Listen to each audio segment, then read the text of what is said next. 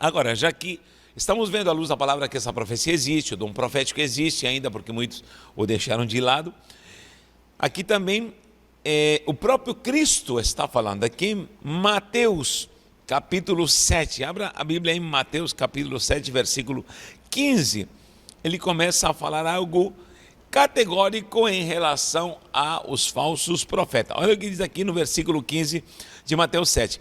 Acautelai-vos dos falsos profetas, ou seja, fique alerta em relação aos falsos profetas, que se vos apresentam disfarçados de ovelhas, mas por dentro são lobos roubadores.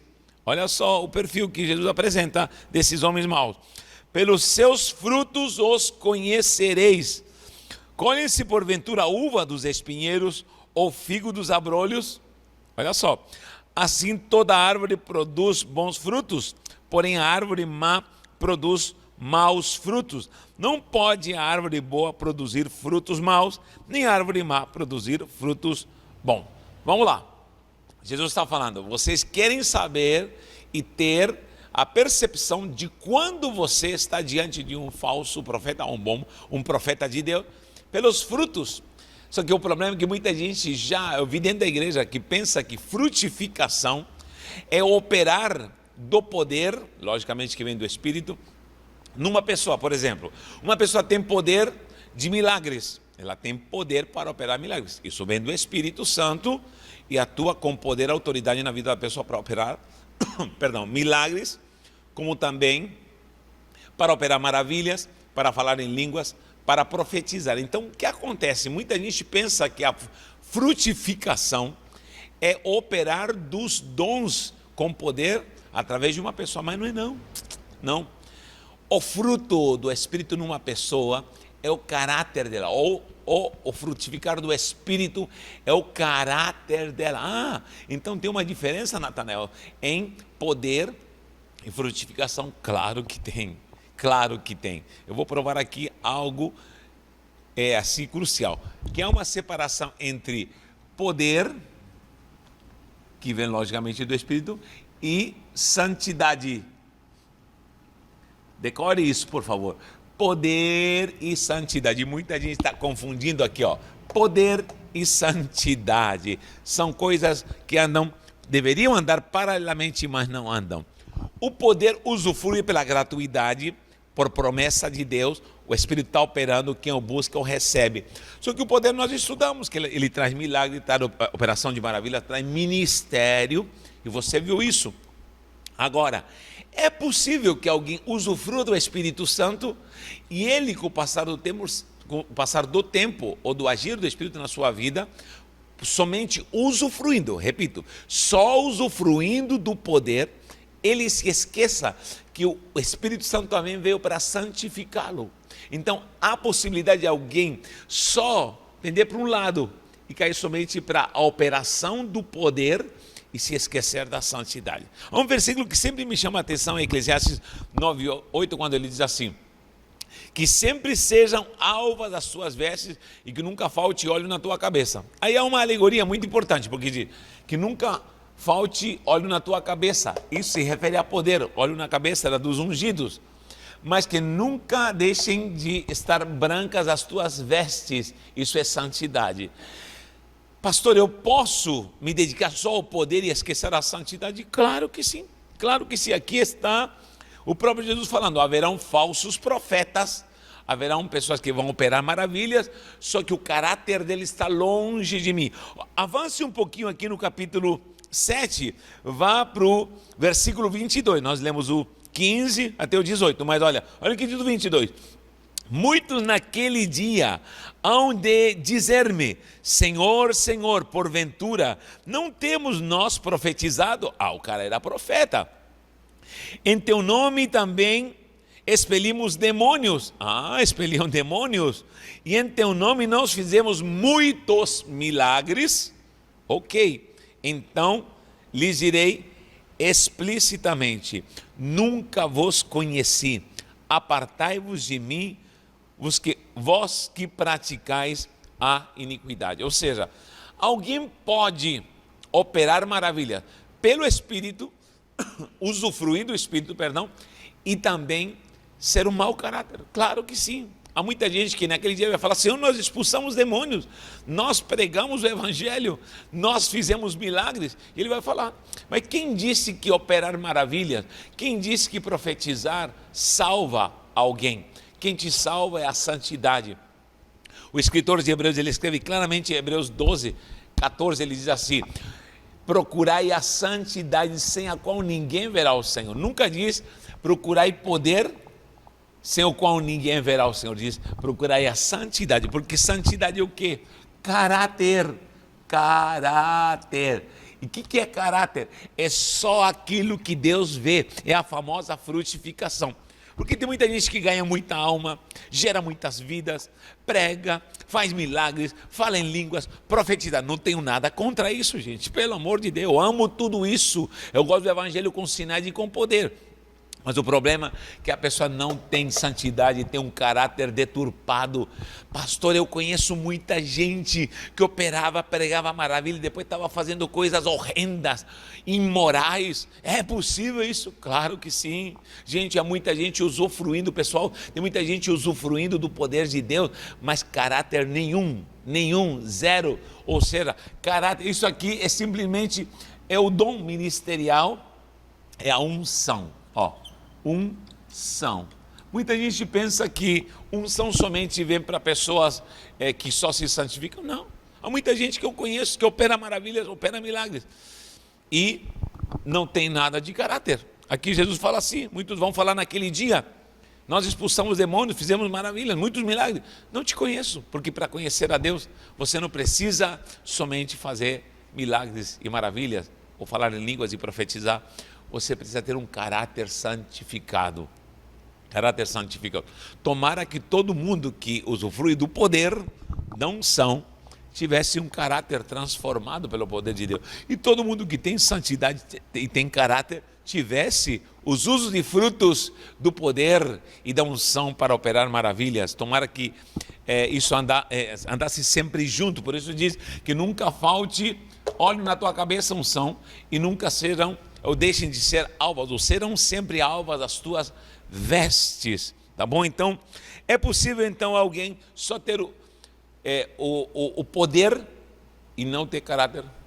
Eu creio que sim. Então você vai ver muita gente na igreja, e não se escandalize, que operava maravilha, de repente o cara sai na notícia que o cara fez uma aberração moral. Mas como? Outro dia ele estava pregando, como? Pessoas se converteram, mas como? Profetizou, até se cumpriu, porque só usufruía da unção e do poder e se esqueceu do caráter. Mas Jesus fala assim: quer verificar se o cara é um falso profeta? Não veja só o que ele profetiza e se cumpre, mas se ele é um profeta de Deus, ele vai ter santidade, porque pelo fruto você vai conhecer. Santidade é frutificação. Frutificação. Aqui somente está a operação. Operação. Tem muita gente que tem só operação, mas não tem frutificação no caráter. Não tem ação. Tem ação, muita gente envolvida com a mecânica do modus operandi do poder na igreja, mas o seu caráter já se desviou há muito tempo, está fora da presença do Senhor. Então, temos aí uma colocação assim muito clara de que pode ser que alguém está usufruindo só do poder. Fora isso, nesta operação, às vezes pode ser que o Espírito Santo esteja operando. Repito, nós estamos no tempo da graça. E a gratuidade, o que significa? Essa virtude onde se escancara o coração, o carisma de Deus, e temos a gratuidade, tudo é de graça, tudo é pela graça. Então o que acontece? Um dia alguém que invoca e vê o poder e ele se manifesta. É possível isso? Claro que sim. Mas agora quero ver se a pessoa vai ter santidade para dar contas a Deus. Contas a Deus de tudo aquilo que fez. Então, queridos, vigie, porque já existem falsos profetas. Tem falsos de tudo, tem falsos apóstolos, falsos mestres, falsos evangelistas, falsos crentes, e enfim, Paulo dizia: estive no meio de falsos crentes.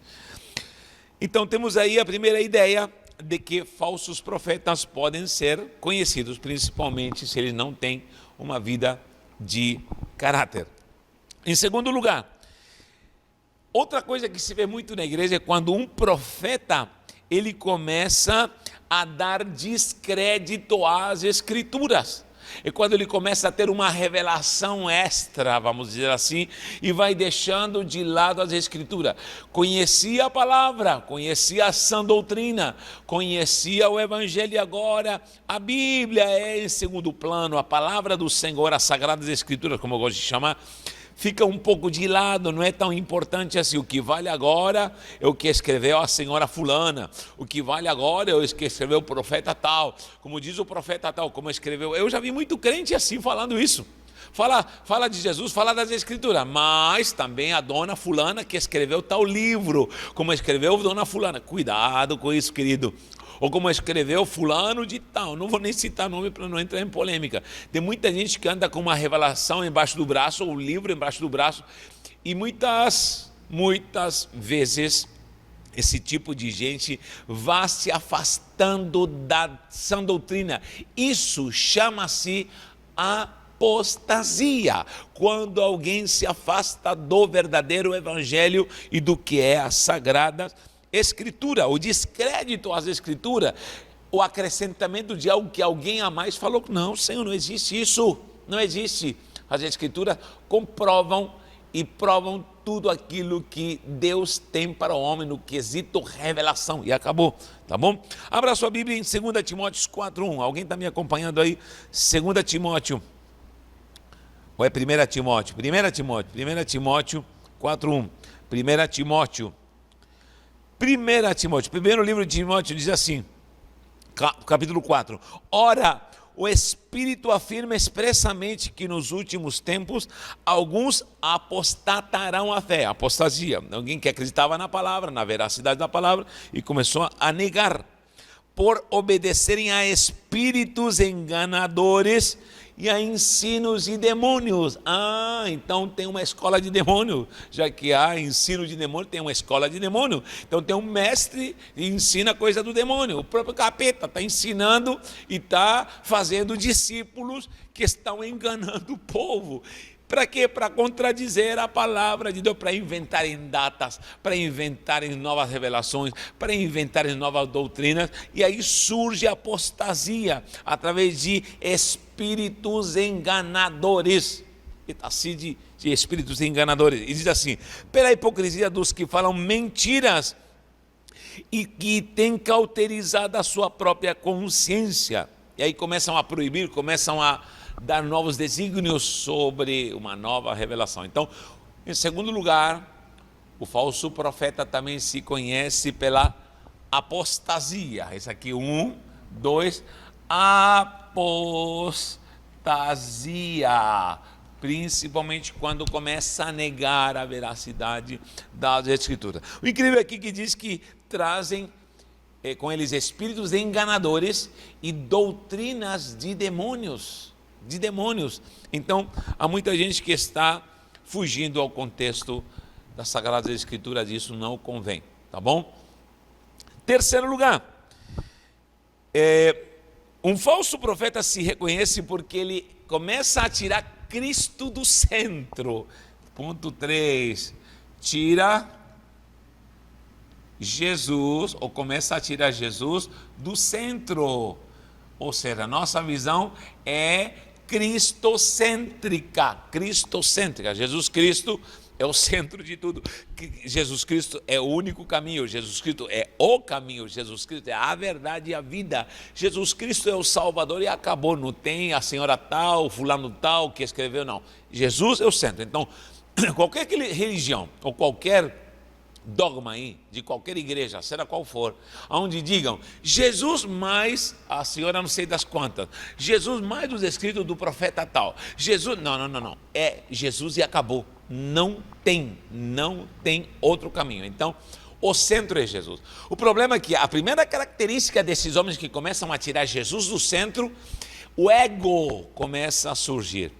E eles começam a se entronizar. Em primeiro lugar, um falso profeta, ele tira Jesus de cena e começa a aparecer a cena dele, a visão dele. Ele fica exclusivista. E normalmente esse tipo de profetas, eles aos seus seguidores dizem, façam assim, porque quem não faz assim está errado. Eu conheço muita gente dentro da igreja que é sectarista e começa a falar, não, se você não faz desse jeito, como Deus me mostrou, como manda o figurino, você está fora.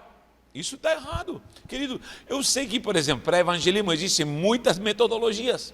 Muitas metodologias. Você pode pescar de tarrafa, de rede, de anzol, enfim, com linha, com rede. Agora, uma só é a metodologia? Não, não acredito nisso. Quando alguém diz assim, nós temos a última revelação, quem não entra nessa revelação está fora do mover do Espírito Santo para a igreja. Calma lá, gente, nós estamos na multiforme graça de Deus e o reino é movido por essa graça. O reino é movido por essa graça. Quando nós vemos que um profeta, ou falso profeta, está tirando Jesus do centro, ele vai trazer uma ideia dele.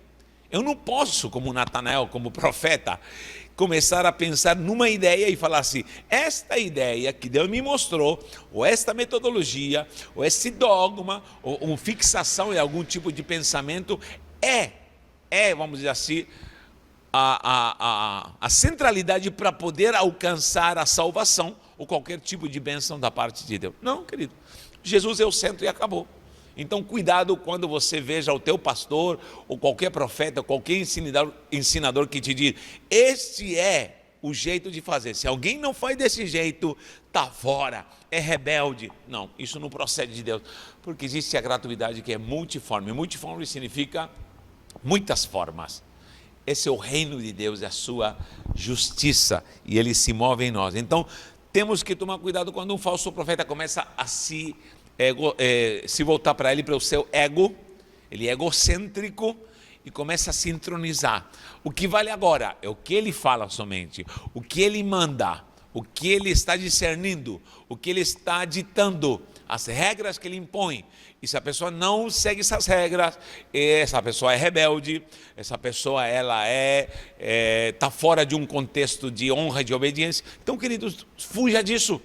Fuja disso. Por quê? Porque isso não procede de Deus. Procede toda pessoa que começa a se entronizar. Eu, pessoalmente, olhe para mim, eu tenho muito cuidado quando vou em igrejas e o líder dessa igreja tem um trono para ele. Tem um trono, isso se vê muito. Tome cuidado com isso, eu digo categoricamente na autoridade do Senhor. Cuidado com aquelas cadeiras que há muitas vezes no altar, e dentro desse altar tem um trono maior. Já percebeu que o maioral tem um trono maior? Gente do céu, onde nós estamos entronizando homens. Isso não procede. Eu sei o que é honra, eu sei o que é estar sujeito à autoridade, eu sei. Mas, querido, quanto mais autoridade temos, quanto mais unção temos, mais santidade devemos ter e mais humildade, mais acessibilidade. Eu lhe pergunto, o líder, profeta ou mentor que está em você, ele é acessível? Ele é uma pessoa que te abraça, ela é uma pessoa que te atende, é uma pessoa que você manda uma mensagem para ele e ele te responde, ele é uma pessoa que realmente pode te dar um conselho mesmo não te conhecendo, ou ela está voltada só para ele, levantando um altar só para ele. Então, um falso profeta, ele descentraliza a Cristo. Lembra quando os discípulos estavam brigando um com o outro, quem se assentaria à direita e à esquerda, e até a mãe de Tiago e João pediu para ele, olha, que um filho meu se assente à direita e outro à esquerda. Jesus falou, você não sabe o que está pedindo, mulher. Por quê? Porque havia briga entre eles, quem estaria à direita e à esquerda, ou seja, segundo os padrões mesquinhos, o figurino mesquinho do homem, eles estavam pedindo egocentricamente estar numa postura de relevância para serem levantados em honra. E Jesus falou, peraí, quem quiser ser o maior, que seja o menor. Quanto mais servo você, mais exaltado você está sendo. Ou quanto mais exaltado, mais servo você deve ser. Eles estavam brigando, mas chegou a hora da ceia. E Jesus, depois de haver ceado, diz que pegou uma toalha, tirou a roupa de cima, pegou uma toalha e uma bacia. E começou a lavar os pés, gente. O servo mais ralé da casa é aquele que era lava-pé, aquele que não servia para nada é o que lavava pé. Jesus se coloca como lava-pé. Todo mundo queria estar do lado dele no trono, mas ninguém queria lavar pé. Jesus falou assim: se vocês querem ser igual a mim, vocês têm que lavar os pés uns dos outros. Isso é santidade, isso é humildade. Não estou falando que você deve se vestir de uma forma pobre, ralé, demonstrando uma hipocrisia. Não estou dizendo isso. Nós é pobre. Não estou dizendo isso. Um espírito franciscano maldito aí para aparentar uma falsa pobreza, ou santidade, perdão, através da pobreza. Não, Senhor. A pobreza nunca trouxe santidade. Não, Senhor. Isso eu discordo. Mas também concordo que a pompa para o homem, isso desagrada ao Senhor. Então, um falso profeta, ele vai se entronizar. Ele vai querer que todos se fixem nele, todos falem por ele, todos se voltem para ele, que todos lhe obedeçam. Se a pessoa não está em obediência, pode deixar de falar com ele, pode extirpá-lo, porque não serve. Isso não é bom, gente. Isso não é bom, porque quem é profeta de Cristo, quem tem o serviço profético de Cristo, precisa reconhecer que Jesus Cristo veio em carne e Ele é a única alternativa. Abra a sua Bíblia, vamos à palavra, meu Deus. 1 João, abre em 1 João, o que diz 1 João?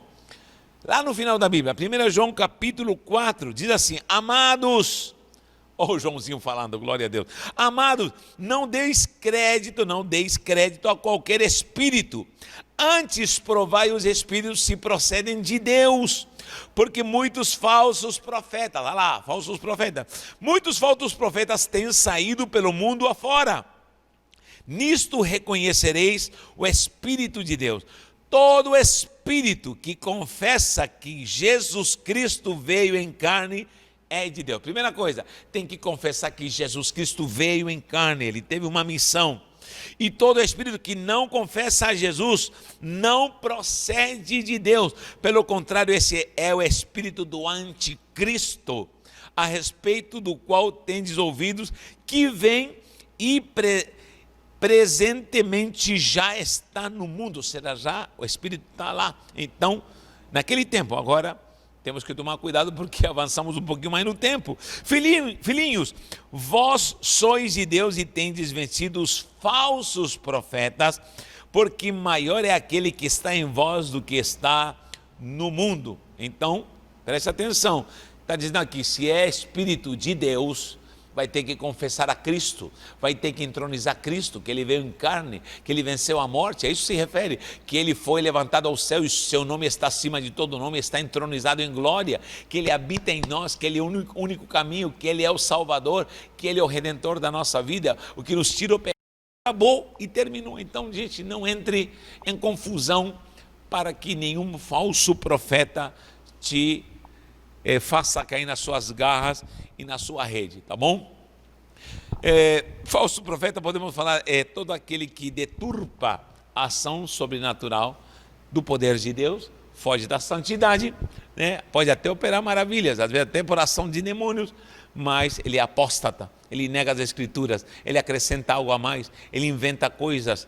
Em terceiro lugar, tira Jesus do centro, ele mesmo fica no trono de Jesus e se volta somente para ele, para a conveniência. E aí normalmente começa a pessoa a explorar os fiéis, ou o profeta começa a explorar esse dom para o bel prazer, principalmente se volta para uma tendência, porque toda vez que vem uma falsa profecia, vem um apóstata, vem um demônio que chama-se Mamon, e é uma potestade demoníaca que trabalha com o poder monetário. Então, reconheça se essa pessoa, esse profeta, esse maioral, ele gosta, ele é fixado em dinheiro. Não estou dizendo, gente, não estou dizendo que alguém que prega, que ministra, não pode viver do evangelho. Isso as escrituras confirmam, desde o passado até agora. Paulo vivia de ofertas. O próprio Jesus diz que haviam mulheres que sustentavam o ministério dele. Não estou dizendo que é errado. Seja qualquer pessoa que viva para o evangelho, trabalha para o evangelho. Agora, uma coisa é viver e outra coisa é se enriquecer às custas do povo. Isso está errado. E principalmente com manipulação. Cuidado com esse tipo de coisa. Hoje em dia a igreja às vezes se esqueceu de missões. Em muitos lugares não se faz mais missões. O Nordeste brasileiro está esquecido em relação às missões. Por quê? Porque muita gente está se voltando só para elas. grandes impérios, mas não fazem nada em relação a países onde há dificuldade, onde há fome, há nudez, há frio, e nós precisamos fazer a obra do Senhor de uma maneira urgente, urgente. Repito, não estou falando que é errado alguém arrecadar dinheiro para promover o evangelho. Eu tenho uma frase, até Deus me deu essa frase: não é errado arrecadar dinheiro para promover o evangelho. Lógico, para enviar alguém para uma passagem, para poder sustentar alguém, para comprar comida, vai precisar de dinheiro. Então, arrecadar dinheiro, porque o próprio Jesus tinha um tesoureiro, então arrecadava dinheiro. Arrecadar dinheiro para promover o evangelho não é errado. Agora o problema é pregar o evangelho para arrecadar dinheiro, entendeu? O errado é pregar o evangelho, promover o evangelho para arrecadar dinheiro. Isso, temos muita gente fazendo isso. Então, tome cuidado quando as pessoas também estão voltadas para falsas doutrinas, emocionalismo, egocentrismo, manipulação, enfim, tanta coisa maligna que vem através dos falsos profetas. Com tudo isso, lhe digo, ainda existe a profecia, ainda existe o dom profético, ainda existe a revelação de Deus para a igreja e se move, como comprovamos já nos estudos anteriores, e creia, apesar de tanta coisa maligna, não deixe de acreditar na excelência da palavra, que é a maior profecia, e não deixe de acreditar, ou acredite nos dons espirituais, porque eles vão te edificar e você será ricamente abençoado. Mas acima de tudo isso, viva o amor, como diz Paulo, acima de tudo, viva uma vida de caráter e de frutificação, segundo Gálatas 5, o fruto do Espírito é amor, paz, alegria, longanimidade, benignidade, bondade, fé, mansidão e temperança. E quem frutifica, vive em santidade. Que Deus te abençoe. Fechamos a semana na bênção, na vitória, em nome de